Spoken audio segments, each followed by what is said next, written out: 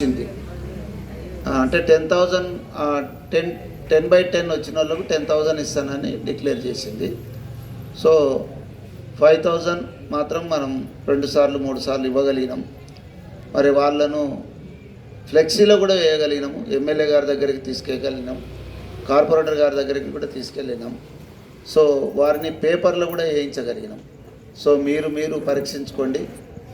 నేను ఫ్లెక్సీలో నా యొక్క బొమ్మ రావాలి, ఎమ్మెల్యే గారి దగ్గర నేను బహుమానం తీసుకోవాలి, కార్పొరేటర్ దగ్గరికి నేను వెళ్ళాలి.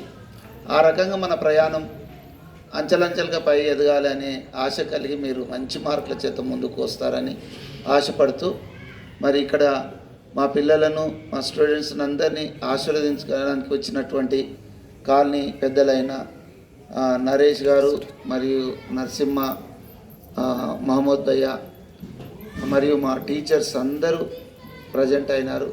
ఎస్పెషల్గా మ్యాథ్స్ సారు మీ అందరికీ మంచి మరి మ్యాథ్స్ను మరి వాటికి సంబంధించినటువంటి లాగార్థమ్స్ అంటారా, వాటన్నిటిని కూడా నేర్పించిండు. మరి ఆయన 5 గంటలకే మీ దగ్గరకు వచ్చి, అంటే 5 గంటలకు ఇంట్లో లేస్తే తప్ప 6 గంటలకు ఇక్కడ రాలేడు. కాబట్టి 5 గంటలకే నిద్ర లేచి మీకు విద్యను అందించడానికి వచ్చి మరి మీకు మంచి చక్కగా బోధించినాడని మరి ఆయన కూడా స్పెషల్గా థ్యాంక్స్ చెప్తున్నాను. ఈ యొక్క స్కూల్ను మొత్తం ఒకవేళ మేడం లేనప్పటికీ కూడా మరి బాలశ్రీ టీచర్ అంతా హ్యాండ్లింగ్ చేసింది. ఆమె చాలా కాలం నుంచి కూడా ఇన్ఛార్జిగా మరి కొనసాగుతూ మరి ఎన్నో మాకంటే ఎక్కువగా ఆమె బాధలను అనుభవించింది. సో ఆ బాధలన్నిటినీ మీరు తీరుస్తారని ఈరోజు మీ ముద్దు మాటల చేత చెప్తే ఆమె తృప్తి పడుతుండేనేమో, కానీ ఆ ఆనందం ఆమెకు దొరకనందుకు మరి ఆమెకు నేను క్షమాపణ చెప్తున్నా మిమ్మల్ని బట్టి. సారీ టీచర్, మరి మీరు భవిష్యత్తు ముందుగానే వాళ్ళని ప్రిపేర్ చేసి మరి ఇటువంటి ప్రోగ్రామ్స్కు నేను ముందుగానే చెప్తుంటాను. పిల్లలకు అందరికీ మంచి మాటలు మాట్లాడడానికి, వాళ్ళను మంచిగా ప్రసంగించడానికి మీరు నేర్పించండి అని ఎప్పుడు నేను కోరుకుంటుంటాను. కాబట్టి అందరిని బట్టి, మిగతా టీచర్లు అందరిని బట్టి, మరి ఎక్కువ కాలం పనిచేసిన టీచర్ కొద్దిగా దేవుని విజయలక్ష్మి టీచర్, వాళ్ళ పిల్లలు కూడా ఇక్కడే చదివినారు లేమ్మా. ఆ అమ్మాయి 10th క్లాస్ అమ్మాయిలే లేచి నిలబడి. సో అందరు క్లాస్ పెట్టండి. అంటే ఈ స్కూల్ పట్ల, మరి ఈ యొక్క విద్యాలయాల పట్ల, మరి ముఖ్యంగా మేడం పట్ల వారికి ఉన్నటువంటి గౌరవం, వారికి ఉన్నటువంటి ప్రేమ వల్ల మరి ఆమె ఇక్కడ పనిచేస్తుంది, వాళ్ళ పిల్లలను కూడా ఇక్కడైనా చదివించింది. మరి ఆమెకున్నటువంటి ఆ ఓపికను మరి ఇక్కడ ఈ సభాముఖంగా ప్రశంసించలేక, మరి ఊరుకోలేకపోయి మిమ్మల్ని లేపిన. Thank you teacher. అమ్మ, నీవు కూడా మీకు మా స్కూల్లో మీరు విద్యను అభ్యసించినందుకు మీ అందరికీ వందనాలు తెలియజేస్తున్నాను.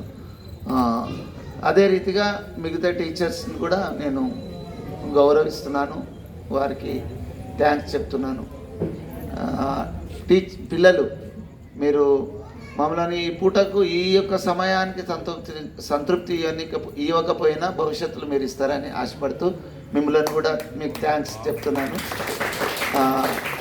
మీరు ఎప్పుడైనా ఎదిగిన తర్వాత మా ముందుకు, మేము అప్పటికి వృద్ధులమై ఉంటామేమో, కట్టెపట్టుకుంటామేమో, మీరు ఎదిగిన తర్వాత మా ముందుకు వచ్చి సార్ నేను ఈ పొజిషన్లో ఉన్నా అని మీరు చెప్పగలిగిన రోజు ఖచ్చితంగా మరి ఆ ఆనందం, మాకు ఆనంద బాష్పాలు రావాలని కోరుకుంటూ మీరు ఎదగాలని ఆశపడుతున్నాను. మిమ్మల్ని కూడా దేవుడు దీవించాలని కోరుకుంటున్నాను. అమ్మాయిలు ఎస్పెషల్గా నేను ముగిస్తా.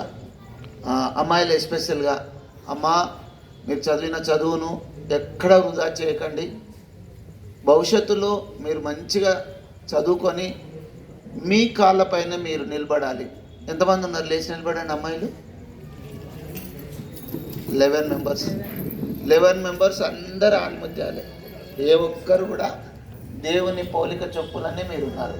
కాబట్టి మీరు మంచిగా చదువుకొని మీరు ఉద్యోగాలు సంపాదిస్తేనే ఈరోజు మీ భర్తలు గౌరవిస్తున్నారు. మీరు ఉద్యోగాలు చేస్తేనే తప్ప మిమ్మల్ని భర్తలు గౌరవిస్తలేరు. కాబట్టి ఖచ్చితంగా మీరు తదితరమైనటువంటి ఉద్యోగాలను మీరు పొందాలని ఆశపడుతూ మీ అందరినీ ఆశీర్వదిస్తున్నా. మీరు మంచి భవిష్యత్తులో ఉండాలని కోరుకుంటున్నాను. కూర్చోండమ్మా. సో అందరికీ వందనాలు తెలియజేస్తూ మరి ముఖ్యంగా మరి అయ్యగారు అమ్మగారికి నేను స్పెషల్ వందనాలు తెలియజేస్తున్నా. మనము ప్రతిసారి కూడా ఫేర్వెల్ పార్టీకి అయ్యగారులను పిలుస్తున్నాం. ఈరోజు స్పెషల్ మెసేజ్ మనం విన్నాం. చాలా చక్కని మెసేజ్.